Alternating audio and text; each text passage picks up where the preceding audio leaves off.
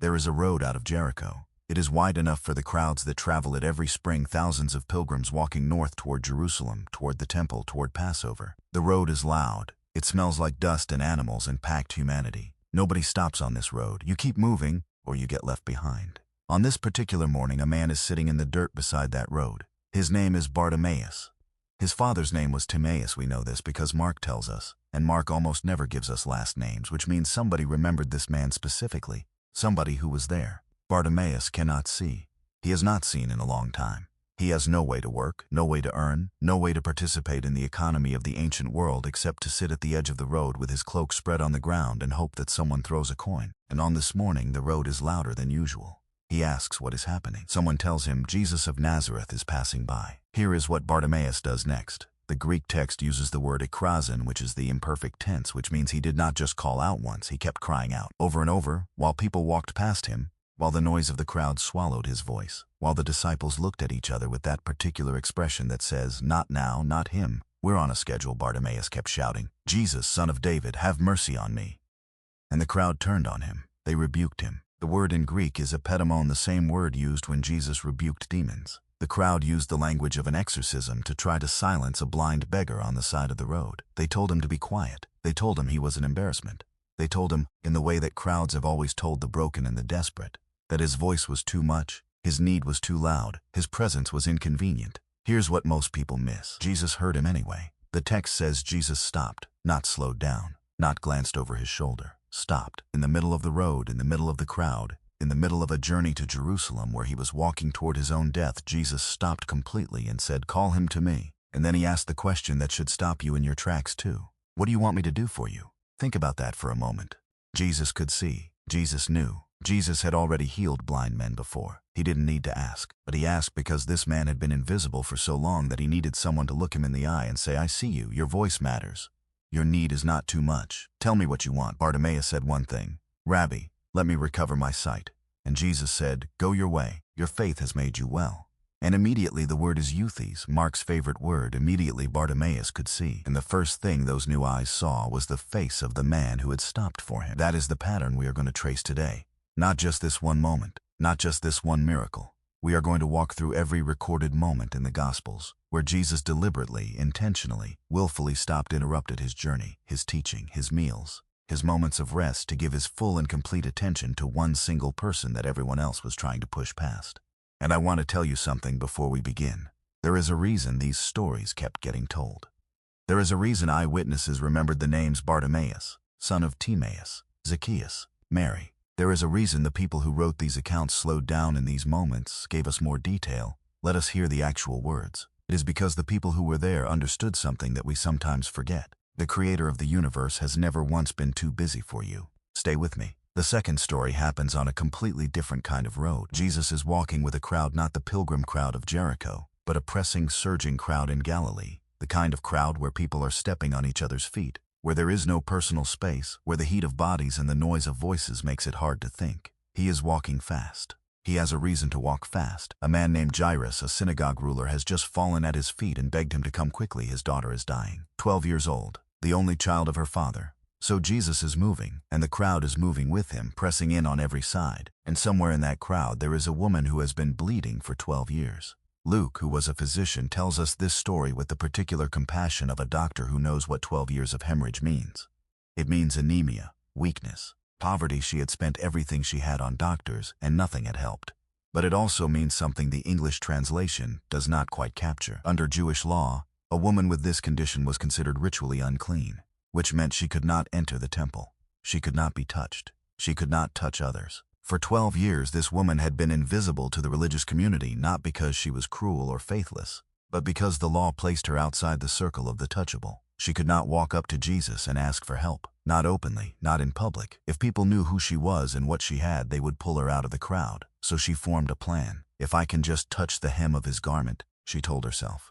If I can just get close enough, just the edge, just the fringe, just enough. She pushed through, she reached out, she touched the border of his robe, and immediately euthes again the bleeding stopped. She felt it in her body before her mind caught up.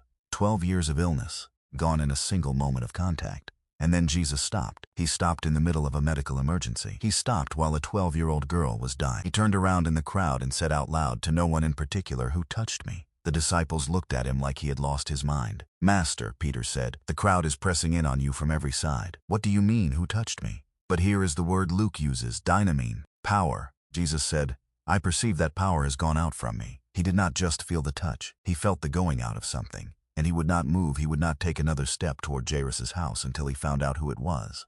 Why? She was already healed. The miracle was done. Jairus' daughter was still dying. Why stop? Because Jesus did not want her to carry a secret. She had hidden herself for 12 years. She had reached out in secret, hoping to slip away unnoticed, healed but still invisible. And Jesus stopped the entire procession, stopped the crowd, stopped the urgent errand, let the seconds tick toward a little girl's death because he refused to let this woman be anonymous one moment longer. She came forward trembling. She fell at his feet. She told him everything, in front of everyone, the whole truth about why she had reached out the way she had. And Jesus called her something he called almost no one else in the Gospels. Daughter. Not woman, not follower, not healed person. Daughter. The same word Jairus would have used for the child who was dying in his house. Jesus looked at this woman who had been untouchable for 12 years and gave her the most intimate word of belonging he knew how to give.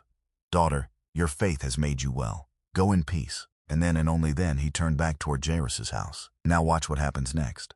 Before he even arrives, a messenger comes from Jairus' house. "Your daughter is dead. Do not trouble the teacher anymore." And Jesus said, "Do not fear, only believe." He had stopped for the woman. He had taken the time. And Jairus' daughter was dead. And Jesus walked into that house and raised her from the dead anyway. Because when you stop for one person, really stop, really see them, the story is not over. It is only beginning. There is a pool in Jerusalem called Bethesda. In Aramaic, the name means house of mercy or house of grace. Scholars still debate the exact translation, but the irony is not lost because the pool of Bethesda, by the time Jesus arrives at it in John chapter 5, has become anything but merciful. The pool sits near the sheep gate in the northeastern corner of the city. Josephus, the Jewish historian writing in the 1st century, describes the area around the temple pools as crowded, loud, and difficult to navigate, a place where the sick and the desperate gathered from across the region, hoping for the moment when the waters would stir. There was a belief that an angel occasionally troubled the surface of the water, and the first person to enter after the stirring would be healed. 5 covered colonnades surround this pool, and under those colonnades lie a multitude of people. Blind, lame, paralyzed. The text says a multitude, not a handful, not a few dozen. A multitude. This is not a quiet place of healing. This is a marketplace of desperate need. Hundreds of people lying on mats, watching the water, waiting. Jesus walks in. He does not heal everyone. This is one of the strangest moments in all of Scripture, and theologians have wrestled with it for centuries. Jesus, who could have healed every single person under those colonnades with a word, walks through the crowd and stops in front of one man. One. And the man he stops for has been lying there for 38 years. Pay attention to this. 38 years, not days, not months. Nearly 4 decades of lying on a mat beside a pool that was supposed to heal him, watching other people get into the water before him, watching other people walk away whole while he lay in the same place, the same mat, the same view of the same water, year after year after year. Jesus looks at this man, and the text says he knew he had been there a long time, and asks him the same kind of question he asked Bartimaeus. A question that sounds almost strange on the surface. Do you want to be healed? The man does not say yes. He says something heartbreaking instead. He says, "Sir, I have no one to put me into the pool when the water is stirred up. While I am going in, another steps down before me." 38 years, and his answer is not about faith. His answer is about the absence of a single person who would help him. Not a family member, not a friend, not a neighbor, no one. In nearly 4 decades of lying beside the house of mercy, not one person had ever chosen to help this man into the water first. And Jesus did not lecture him about faith, did not ask him to believe harder, did not ask anything of him at all. He simply said, "Get up, take up your bed and walk." And the man who had not stood in 38 years stood up. Here is what I want you to sit with for a moment. Jesus did not heal the loudest person at Bethesda. He did not heal the one who fought hardest to get to the water. He did not heal the one with the most impressive faith or the most compelling story. He walked through a multitude of suffering people and found the one who had been there the longest, the one who had the least help, the one who by any human measure had the fewest reasons to still be waiting. He stopped for the one nobody had ever stopped for. And I genuinely wonder if you have ever felt like that man. Not the dramatic kind of suffering that draws a crowd, not the visible kind of pain that makes people rush to help, but the quiet, grinding, nobody notices kind of waiting. The kind where you have been lying in the same place so long that you have stopped expecting anything to change. If that is you, stay with me just a little longer. The city of Jericho appears in this story twice. We already met Bartimaeus on the road out of Jericho. But before Jesus left Jericho that day, something else happened inside the city that the crowd found even more offensive than a blind beggar shouting from the roadside. Zacchaeus was a chief tax collector. In first-century Jewish society, there was almost no category of person more despised. Tax collectors worked for Rome. They extracted money from their own people on behalf of the occupying empire, and they were permitted and encouraged even to take a little extra for themselves. Zacchaeus was not just a tax collector. He was a chief tax collector. He had built a career on this. He was, by any measure the town of Jericho would have used, a traitor and a thief. He was also short. Luke tells us this specifically not to be unkind, but because it explains what Zacchaeus did next. When the crowd gathered to watch Jesus pass through the city, Zacchaeus could not see over the heads of the people in front of him, and the people in front of him were not about to make room, not for him. So he ran ahead and climbed a sycamore tree. A grown man, a wealthy man, a man of position in the city, climbing a tree like a child because it was the only way to see. There is something quietly devastating about that image. He could buy anything in Jericho. He could not buy one person willing to let him stand in front of them. Jesus reached the tree, and he stopped, and he looked up, and Zacchaeus, come down. I must stay at your house today. Not I would like to. Not would you mind if, must. The Greek word is de, the same word used for things that are divinely necessary. Jesus looked up into that sycamore tree at the most hated man in Jericho and said, "It is necessary that I go home with you today." The crowd was furious. Luke records their reaction plainly. They all grumbled, saying that Jesus had gone to be the guest of a man who was a sinner. The crowd that would have celebrated a miracle, that would have cheered a healing, turned hostile the moment Jesus stopped for the wrong person. And Zacchaeus came down immediately and received him joyfully. That is the word joyfully. Charon. The same root as the word for grace. For this man who had spent his adult life making himself rich by making everyone around him poorer, who had climbed a tree just to catch a glimpse of something he could not name, the moment Jesus called his name out loud out of all the people in Jericho, his name, it broke something open. He stood up in front of everyone and gave away half of everything he owned. Not because Jesus asked him to, not because it was a condition of the visit, because something happens to a person when they discover that they are seen, really seen. Not for what they have done, not for what they owe, not for the version of themselves the city has decided they are, but seen. And then there was a woman who had been bent over for 18 years. Luke chapter 13. Jesus is teaching in a synagogue on the Sabbath, and there is a woman in the crowd, we are never given her name, who has had a disabling spirit for 18 years. She is bent double. She cannot straighten herself up at all. The text says she was there, in the synagogue, which means she had not given up on worship despite 18 years of being unable to stand upright in it. Jesus sees her across the room. He does not wait for her to come to him. He does not wait for someone to bring her forward. He calls out to her, "Woman, you are freed from your disability," and he lays his hands on her, and immediately she straightens up. The Greek word is anadrapsin. It means her spine literally realigned. 18 years of curvature gone. And the first thing she did was glorify God. The synagogue ruler was indignant. "There are 6 days for healing," he said. "Come on those days, not on the Sabbath." And Jesus turned on him with a rare flash of anger. "You hypocrite, you untie your ox on the Sabbath to give it water. And this woman, a daughter of Abraham, whom Satan has bound for 18 years, should she not be freed on the Sabbath day?" Daughter of Abraham, the same language of belonging he had used for the woman in the crowd, the same insistence that this person, this overlooked person, this person the religious institution had walked past for 18 years, belonged at the center of the story. You have been trying to stay invisible too, haven't you? Maybe not from crowds. Maybe just from the fear that your need is too complicated, too old, too far gone for anyone to bother with. Maybe you have been bent under something so long that you have forgotten what it felt like to stand upright. Here's the part nobody tells you. Jesus does not wait to be introduced to the people he heals. He does not wait for the right moment, the right setting, the right day of the week. He sees across crowded rooms. He looks up into trees. He stops in the middle of urgent errands. He asks questions he already knows the answer to because the question is not for his benefit. It is for yours. There is one story in the Gospels that does not fit the pattern. Every other time Jesus stopped, someone was asking. Bartimaeus was shouting. The woman with the hemorrhage was reaching. The man at Bethesda was waiting. Zacchaeus had climbed a tree just to catch a glimpse. Even the bent woman had showed up to the synagogue, which was itself an act of stubborn faith. But there is one person Jesus stopped for who was not asking for anything, who could not ask, who did not even know he was coming. The city is Nain, a small town in Galilee, about 6 miles southeast of Nazareth, close enough that Jesus may have passed through it as a child, close enough that he may have known the roads, the houses, the faces. Luke chapter 7. Jesus and his disciples and a large crowd are approaching the gate of the city, and coming out of the gate at the same moment is another crowd, a funeral procession. A young man has died. The text tells us two things about him. He was his mother's only son, and his mother was a widow, which means she had already lost her husband, which means she had no other children, which means that in the economic and social structure of the ancient world, she was now completely alone. No provider, no protector, no one to care for her when she became too old to care for herself. In a culture where a woman's survival depended on the men in her family, this woman had just watched the last one carried out through the city gate on a funeral bier. She is not asking Jesus for anything. She does not know he is there. She is walking behind her son's body, and the text says simply she was weeping. Jesus sees her.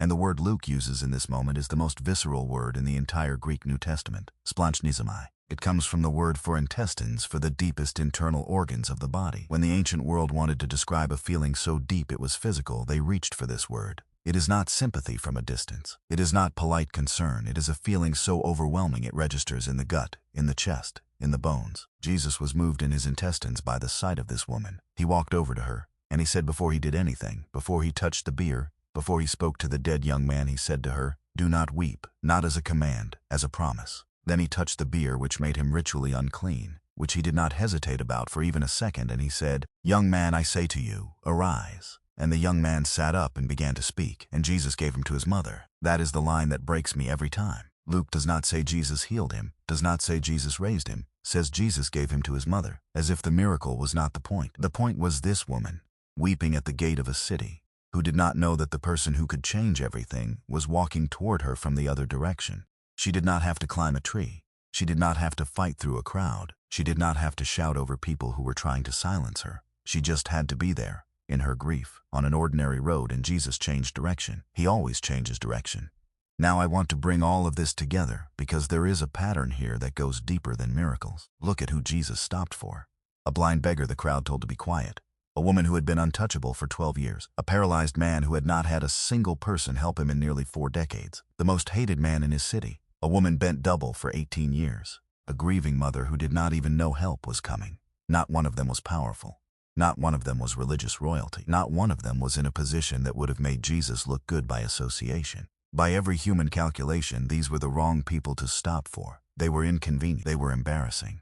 They were the people that the disciples, good people, faithful people, people who loved Jesus, kept trying to move past.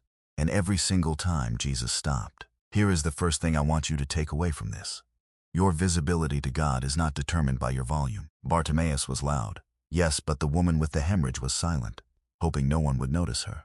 The man at Bethesda had stopped expecting anyone to see him at all. The widow of Nain was not making a sound that could reach heaven. She was just walking in her grief. And Jesus saw every one of them from across the crowd, from across the pool, from across the road. You do not have to perform your pain to get his attention. You just have to be there.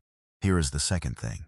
Jesus stopped in the middle of other things. He was on his way to raise a 12-year-old girl from the dead when he stopped for the woman who touched his hem. He was on his way out of Jericho when he saw Zacchaeus in the tree. He was walking into a city when the funeral procession walked out. The miracle he stopped for was never less important than the miracle he was heading toward. There is no triage in the kingdom of God. There is no line. There is no moment when your need gets bumped because something more urgent came up. He has never once looked at you and thought, not now, not her, not him. We're on a schedule. And here is the third thing. The one I want you to carry with you. Every person Jesus stopped for had one thing in common. Not faith, the man at Bethesda barely had any. Not righteousness, Zacchaeus had built a career on corruption. Not asking in the right way, the widow of Nain wasn't asking at all. What they had in common was this: they were seen, really seen, named, called forward. Given the most intimate word of belonging, Jesus knew how to give daughter, son, child of Abraham, come down, I must stay at your house today. The miracle was always secondary to the seeing, because Jesus understood something that the crowd never did.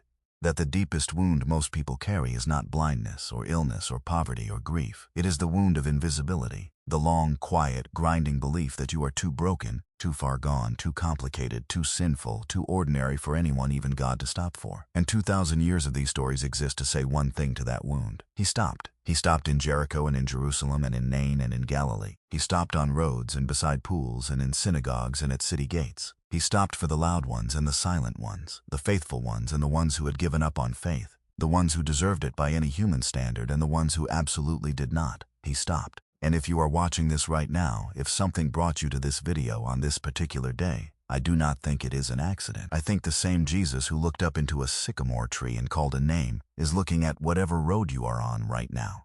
and he is not walking past. If this video has meant something to you today, share it with someone who needs to hear that they are not invisible. Subscribe if you want to keep going deeper into the stories most people rush past. And if you are carrying something heavy right now, something you have been carrying alone for a long time, I want to invite you to do what Bartimaeus did. Say it out loud. Even if your voice shakes, even if the crowd tells you to be quiet, he stops for the ones who call out. He stops for the ones who reach. He stops for the ones who can't do either. He stopped then. He stops now. He will stop for you.